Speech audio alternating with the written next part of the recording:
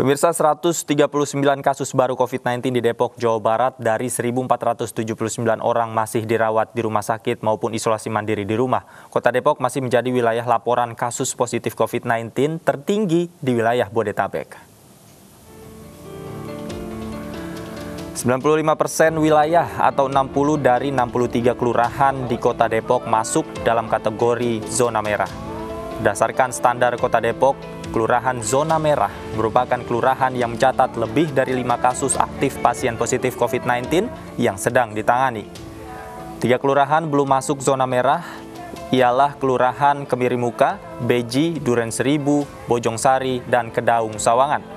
Kelurahan Sukamaju di Cilodong masih jadi kelurahan dengan kasus aktif terbanyak sejak pekan lalu dengan 59 kasus aktif.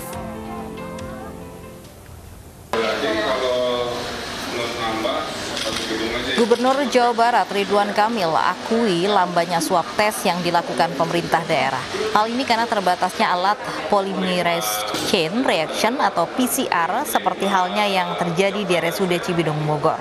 Kekurangan alat PCR akan segera ditambah agar dapat memenuhi standar WHO 1%, sehingga dalam 1 minggu dapat hasilkan 50.000 swab tes. Dengan peralatan yang akan kita lengkapi, jadi salah satunya kekurangan reagen kita insya Allah akan bantu besok lusa, karena sampel sudah diambil tapi hasil belum diproses kira-kira. Nah, itu menjadi kendala dalam pengelolaan data, mana yang harus dirawat dan mana yang harus karantina diri. Ya, target 500.000. Pada dasarnya kalau ditanya, Pak, atau PCR gratis, semua yang dites oleh negara tidak bayar. Apa penyebab kasus COVID-19 di Depok, Jawa Barat meningkat dan apa langkah-langkah untuk menekan COVID-19 di Kota Depok? Sudah bersama kami ada Pak Dedi Supandi, pejabat sementara Wali Kota Depok. Selamat siang, Pak Dedi. Selamat siang. Pak Dedi, ini angka COVID-19 di Depok, Jawa Barat tertinggi di Bodetabek. Apa penyebab kembali tingginya kasus COVID-19 di Depok? Kalau dilihat data, tentunya kita evaluasi bahwa dari tanggal 27 Agustus sampai dengan 27 September atau sebulan yang lalu, angka kita memang naik di 1.971 kasus. Dan untuk 1 minggu kemarin kita coba evaluasi lagi, walaupun ada beberapa penurunan dalam 1 minggu ada sekitar di kurang lebih 800 kasus. Artinya hampir setiap hari kasus itu ada kenaikan sekitar 102 kasus. Tentunya ini menyimpulkan beberapa persoalan yang harus kita selesaikan.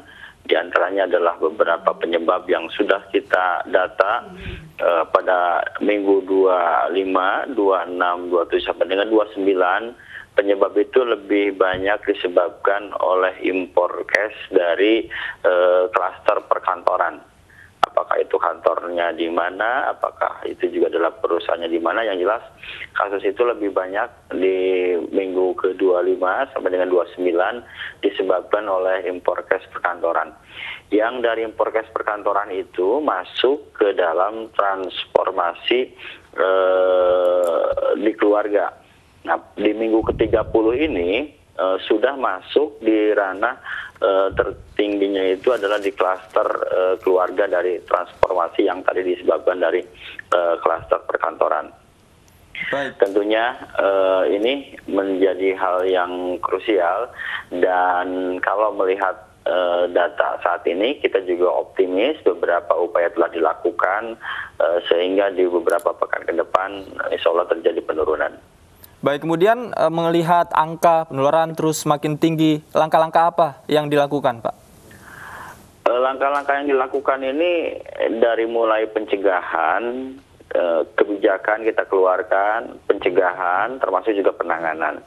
Di kebijakan, seperti diketahui, kami sudah mengeluarkan keputusan bahwa untuk dine-in itu hanya berlangsung sampai dengan pukul 18, dan kalau take away bisa lebih dari jam tersebut. Terus dalam aspek pencegahan, kita pun juga selama ini di gugus tugas seluruh tim melakukan sterilisasi di beberapa titik-titik kampung siaga yang memang itu perlu dilakukan sterilisasi dengan segera. Jadi ada sterilisasi, ada lab pengetesan swab, termasuk juga yang kita lakukan adalah beberapa titik yang isolasi mandiri. Nah, terkait dengan isolasi mandiri, tentunya kita pun juga sudah ada beberapa upaya dari mulai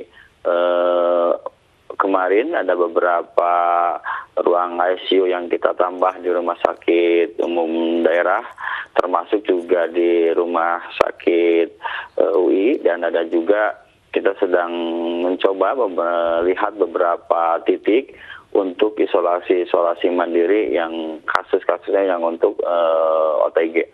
Dan ini berharap klaster bisa mengurangi, nanti akan kita mencoba dibawa beberapa isolasi mandiri yang berasal di rumah dengan tidak memungkinkan dilakukan isolasi di rumah, kita akan bergeser ke titik-titik apakah yang tadi di sarana pemerintahan ataupun di hotel bahkan di rumah sakit. Baik ya.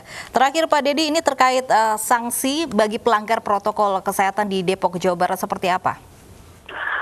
Kelemahan kita memang kalau aspek regulasi, aspek penanganan, aspek pencegahan secara aturan ini sudah bagus. Hanya kita juga mohon kepada warga masyarakat, implementasi ini adalah untuk dipatuhi bersama-sama.